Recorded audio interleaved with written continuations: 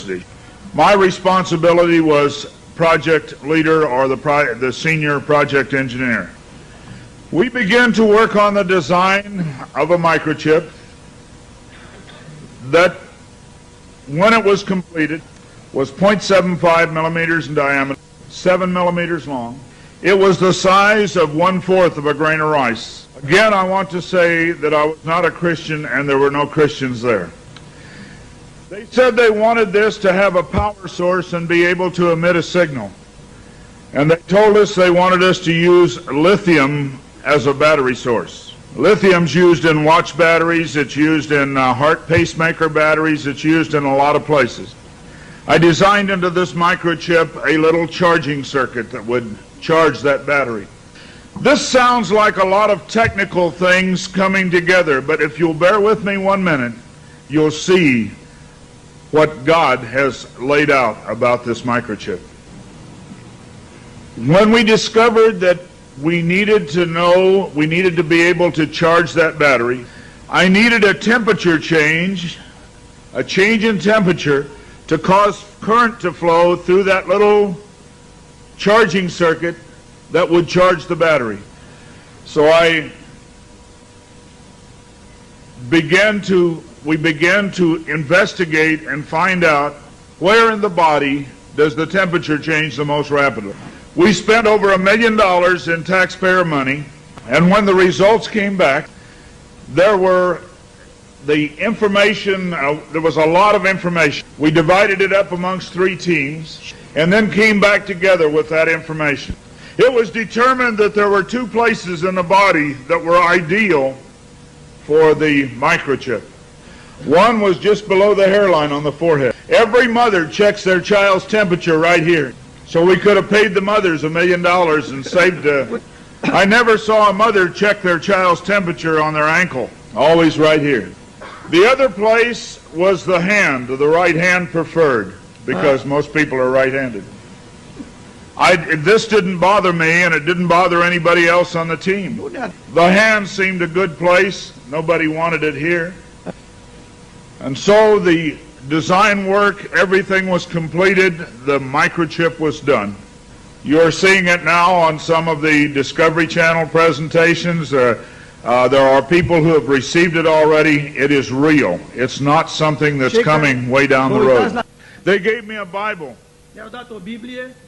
They told me not to read the book of Revelation. They said the book of Revelation is too hard to understand.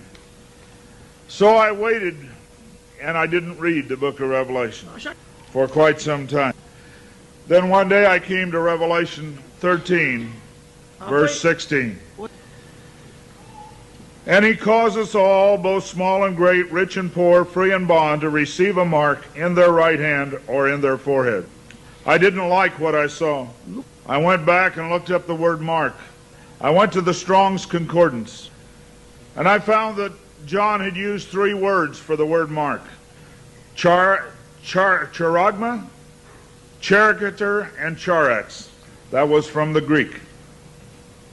I looked at those words. They talked about a scratch or an etching. They talked about a lot of things. And I said, God, this isn't it. We didn't do it. He said, go to the word for 666. The word is chixastigma. In the Greek, it says to go to 4742 as a cross. The last half of the word chixastigma. And when I looked at what it says stizo, i.e. to stick, to prick, a mark incised or punched into for recognition of ownership. I thought about the little injection tool. The end of it is called an incisor. I began to weep and I began to cry, and I said, oh God, what have we done? I couldn't believe that this lined up with what we had developed. And I began to run from God. I didn't run away from the church, I ran into the church. I tried to do as many things as I could to atone for this. But I want to tell you something, as God is my witness here tonight, this got in the way. Money got in the way. I had beautiful homes overlooking the lake. I had all the things that I wanted. And I ran because of the money. My ability to go and get $250,000 in research money took me away from telling the message. I ran for many years. What I want to tell you is that this is real. The microchip implant is real. Credit cards are failing. They can be counterfeited.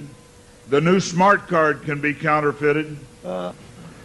They can be stolen. They can be lost. All kinds of things can happen to a card.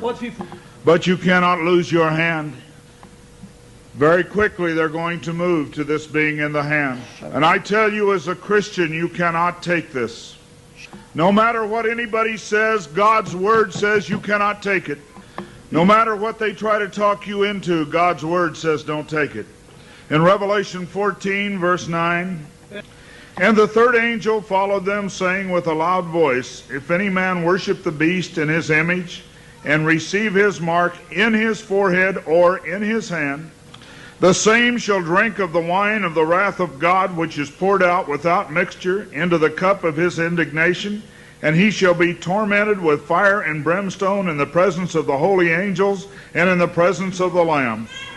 And the smoke of their torment ascendeth up forever and ever, and they have no rest day nor night, who worship the beast in his image, and whosoever receiveth the mark of his name. Here is the patience of the saints. Here are they that keep the commandments of God and the faith of Jesus. It's very simple. God's Word says do not take it. Today there have been over 15,000 babies that have been given the positive identification, the microchip. Many companies are using the microchip as identification in their top-level employees. The Immigration Naturalization Service has a better passport, the human hand. So many of these things are all around us. We talk about the signs of the New World Order. God has spelled out in His Word just exactly what's going on today in the New World Order. Satan desires to have a one-world government. From the time he fell, he said, I want a one-world government. He wants to replace God. And so we see a government put together by men, a one-world government. The signs of the times are all around us.